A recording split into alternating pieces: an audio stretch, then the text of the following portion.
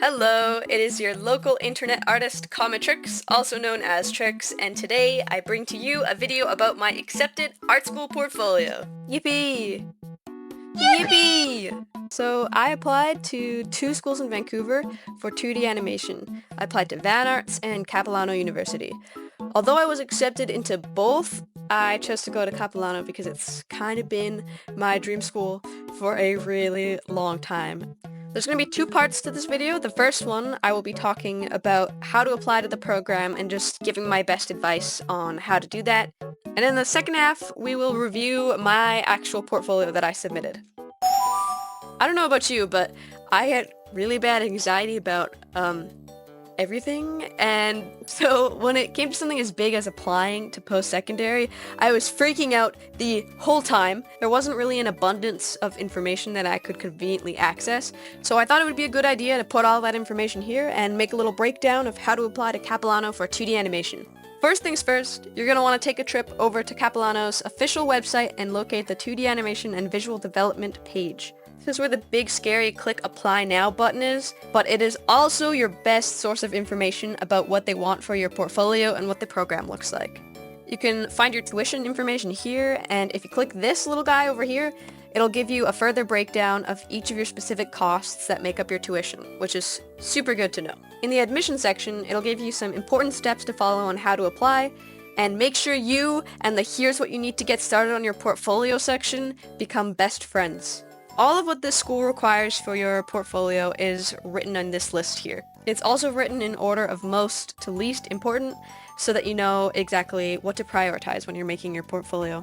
Now, when I was first planning on applying to this program, I wasn't sure if I had to submit my portfolio right when I first applied, but that's not the case. The application is actually in two different steps. The first step, when applications open in early October, you can apply to the program itself, and then once you've applied to the program, you have all the way until the due date that's in March to finish submitting your portfolio.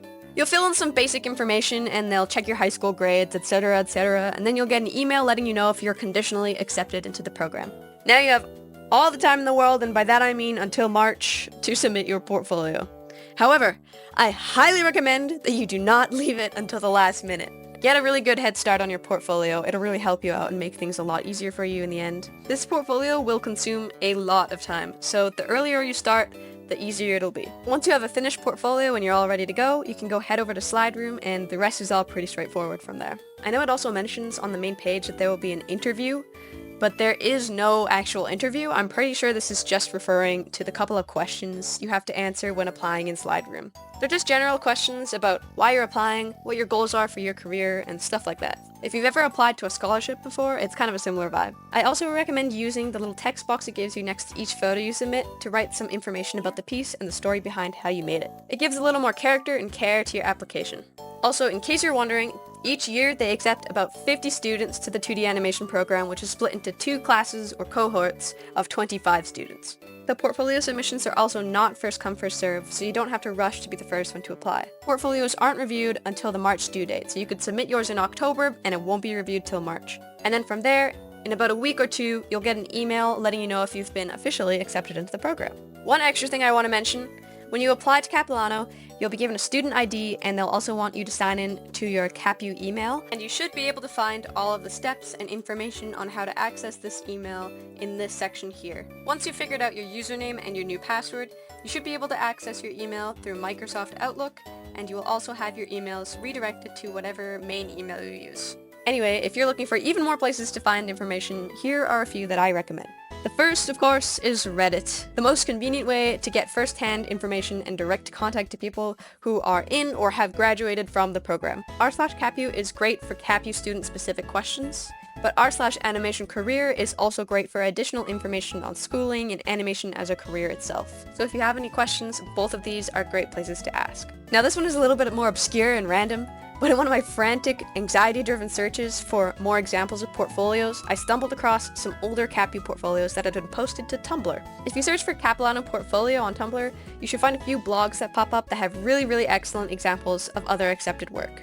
They usually say in their bio if they were accepted and for what year. Shout out to these people! Your art is so good, and I'm so happy I stumbled upon it because you guys really helped me out. And of course, if you're watching this video, I assume you know YouTube is another excellent place to find information. Besides this video, there is also a video for the 2D animation program by Jackson Pham and Kendi for 3D animation. These videos are so fantastic and I've watched them a billion times, so definitely go check them out. They really helped me when I was applying. CapU also holds an open house, usually in the late fall, and if you're able to go, this is a really amazing way to check out the school and get your portfolio reviewed by an alumni or professors. You also get to see how cool the classrooms are and talk to a few students. They'll send emails out with information about it closer to, and if you can't make it in person, I'm pretty sure they also do an online portfolio review a little while later. If you have any other questions about how to apply to the program, totally leave a comment and I'll try my best to reply with something helpful. Anyway, I will finally review my portfolio.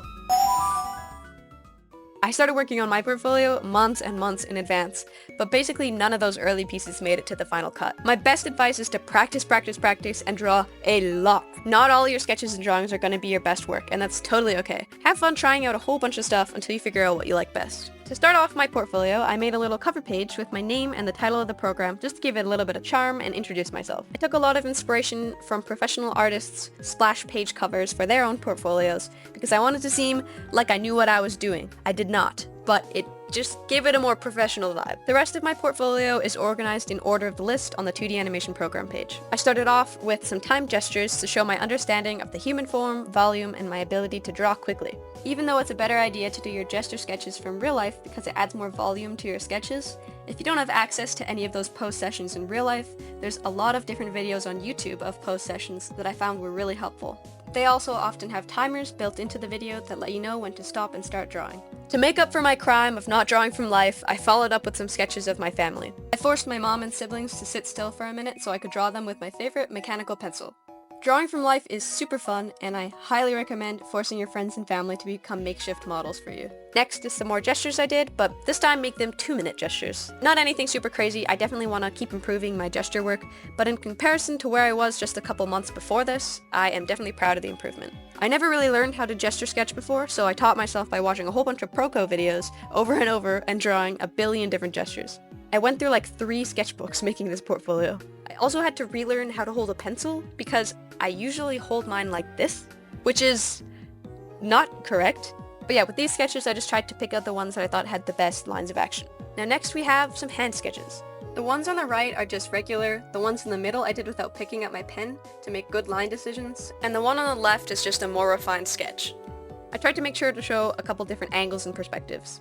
Next is some pose sketches I did from some Pinterest references. Since animation is all about movement and drawing lots of different poses, I chose some more fluid and dynamic poses for these sketches. My favorite is the one on the top right because I just really like how it captures that movement. I also did some more refined sketches of some poses that I referenced from Senshi Stock to show more of my understanding of volume and perspective. Next up is a mirror self-portrait.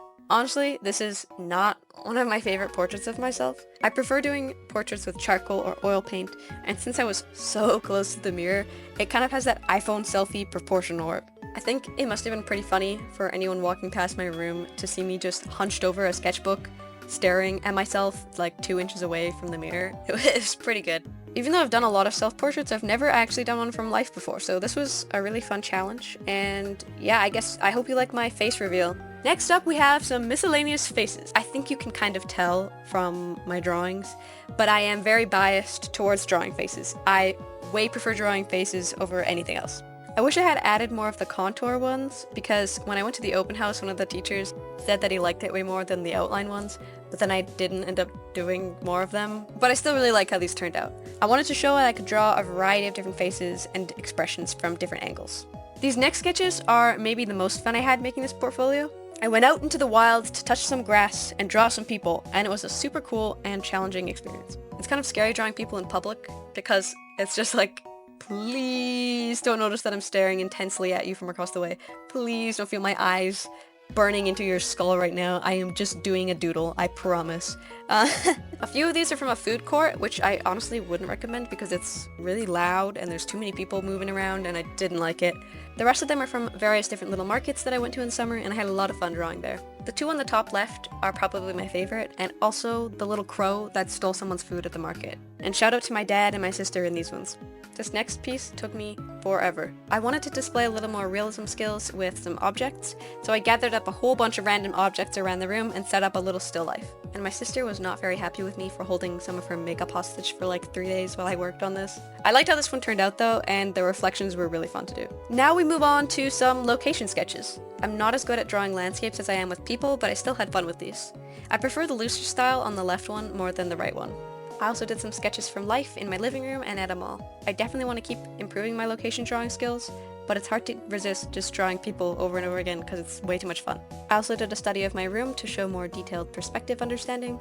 I have no idea why, but I decided to do this in pen, and since I want it to be very accurate to perspective, I had to use sticky notes to cover lines and go over them so many times. It is a mess. But after that, I used a little light board thing to trace over on a clean paper with some micron pens. After I finished cleaning it up, I scanned it and put it into my iPad to add some simple values and give it a little more depth. I also don't really like how the micron pens look in the digital scan because it just kind of comes off like the default pen from a drawing program. Anyway, moving on, we have a portrait of my beloved cat, Kit Kat. She's weirdly emotionally attached to this random styrofoam box, so this is her squished up against the side of it with her arm hanging over the edge.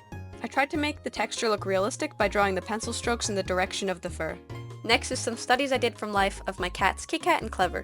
However, since both my cats are a little round and lazy, I also decided to add a few from photo references of other cats for some diversity and some more poses. I also did some bird sketches because they're another one of my favorite animals. These aren't from life, but I did use a video reference for the sketch of the bird taking flight at the top of the page. And the majority of these are magpies because they're my favorite type of bird. And to conclude my animal sketches, I drew some beetles because I really like beetles. I even included some life studies of beetles because I have a few of those little like taxidermy beetles encased in resin. I don't know if that's like weird to do, but you know, it was cool to study them from life. So the rest of these are from various pictures I found on Pinterest, and a lot of them are featuring Spike the Beetle. Thank you, Spike the Beetle, you are super cute. Now we get to the final section that features more of my personal art style pieces. This one is a little sequence of poses that I wanted to have focusing on fluid lines and conveying a story through minimal poses and expressions. Basically just like the keyframes to an animation. This next one is an initial character exploration page I did for this character based on a magpie. I took inspiration from other animated character reference sheets from a variety of different shows. I just kind of tested out how this character would look in different poses and angles and expressions. I also tried to keep the art style cute and simple. From that character, I did some brainstorming to come up with a lineup of characters for a hypothetical animated show where all the characters would be based on different types of birds. In order from left to right, we've got a magpie, a pigeon, a penguin, a dove, a red-tailed hawk, and a great horned owl. Next up is a character concept I made up based off Little Red Riding Hood, but with an anime girl transformation. I just thought it would be silly, I don't know. Even though she gets an anime girl transformation, I wanted to keep the style really simple and shapes so that it could reflect the goofy nature of the concept. Anyway, I also used this character to make a thumbnail concept of a landscape, featuring Little Red Riding Hood's grandma's house in the forest clearing. I took a lot of inspiration from different cartoon storyboard and exploration thumbnails.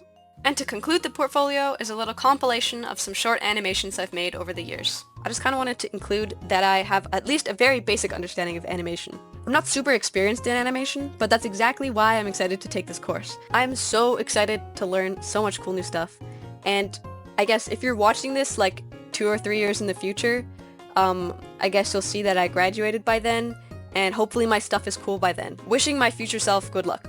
Anyway, thank you so much for watching the video, and I hope you liked my portfolio and found some of my advice helpful. If you are applying to CapU right now, I wish you the best of luck. If you like my art, you can find me pretty much anywhere online at Comet_trix or some sort of variation of that. And yeah, I hope you found any of that interesting or helpful, and thanks so much for watching the video.